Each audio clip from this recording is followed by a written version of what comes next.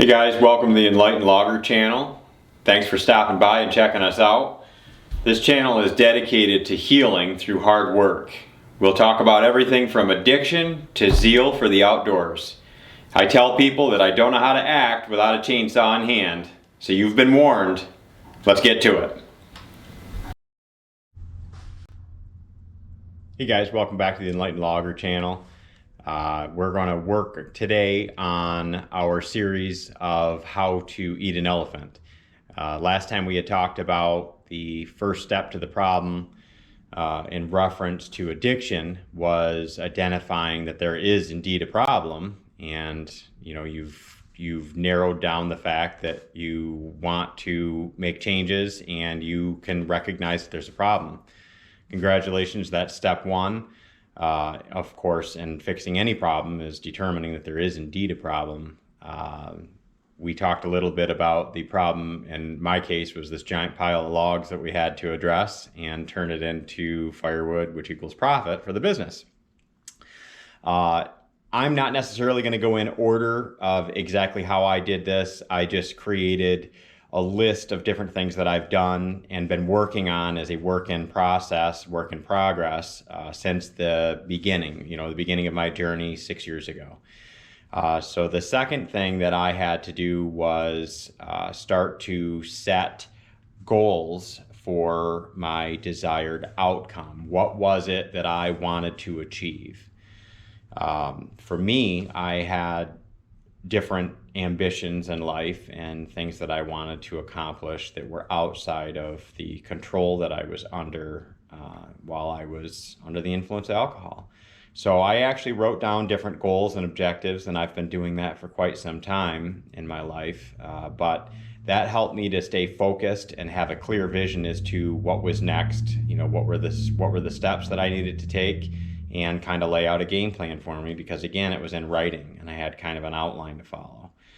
So I didn't necessarily put dates on some of the stuff because they weren't, so specific that they had to have certain time frames.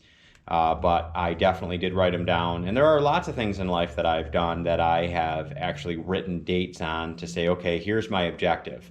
I'm going to do this, this, and this to achieve this, and I can break it down into time chunks or financial chunks or however it is that you want to look at that.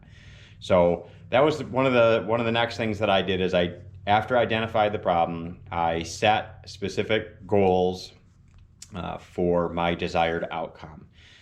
For me, the desired outcome obviously was to quit drinking, and then there's steps after that. So we're gonna show you guys some work that we're doing. Cutting and splitting and delivering and the whole process. So we'll be talking to you soon. Okay guys, welcome back to Enlightened Logger, working on our series of how to eat an elephant.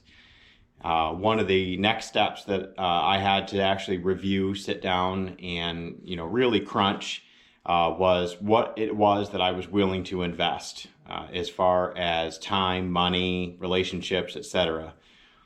In time, we break it down as in days, weeks, months, years, etc. But sometimes it needs to be broken down even smaller than that. Sometimes, depending on where you're at, it can be seconds and minutes. And, there's different ways to look at it. But, when you look at these chunks, you have to determine what is a reasonable bite for you to take off of that elephant. Where do you want to start? So one of the other things that I had to look at was, is there a financial investment involved? And no matter what project it is that you're looking at, in a lot of cases there tends to be some finances tied to it. So that's a consideration that you need to make. And how much are you willing to invest out of that? Another thing that we talked about was relationships. In the realm of relationships, you have to think about who it is that may be affected by this decision that you're going to make. Who do you want to gain in your life? What kind of people do you want to surround yourself with? And who are some of the people that you need to identify as not necessarily going to be in your future? Maybe they're stuck in their ways. Maybe they're very low frequency, low operating, and you just need to separate yourself from that. It could be friends, family, coworkers, whatever. Sometimes you need to make that change. One of the other steps that we had talked about in my process was, am I willing to take a step back so that I can take steps forward?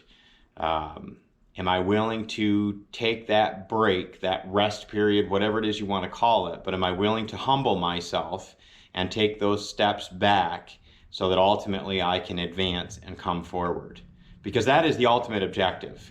Just like a lot of boxing coaches talk about, always forward, always be coming forward, keep coming forward. And as long as you do that, you're going to succeed no matter what the outcome is.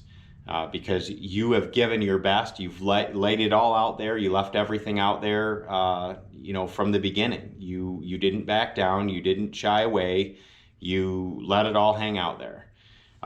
One of the next steps in this was I had to consider a total reset. Is it something that I'm willing to move away from, physically? Again, that includes friends, family, jobs. There's a lot of different things that you need to take into consideration here, because sometimes you need an entire change to your environment. You need such a shock to the system that is so deeply rooted that it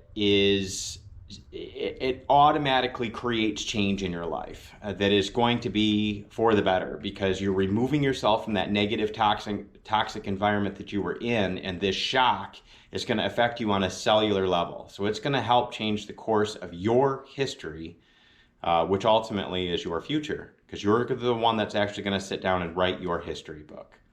Your legacy is going to be what it is that you do here with the time that you've got, and how you left this place.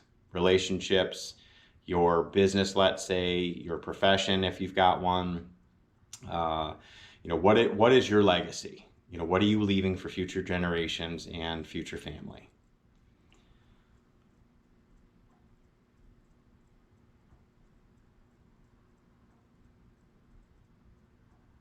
As you can tell, I'm reading from my notes. I'm going to ask my editor to help cut some of this dead space out. I do want to double check just to make sure I don't miss anything. I've got some things that are important to me to cover as part of this process, and I don't want to miss anything. So I'll be getting with the camera guy, the editor, the tech guy here, and helping me eliminate some of these bad spots. So.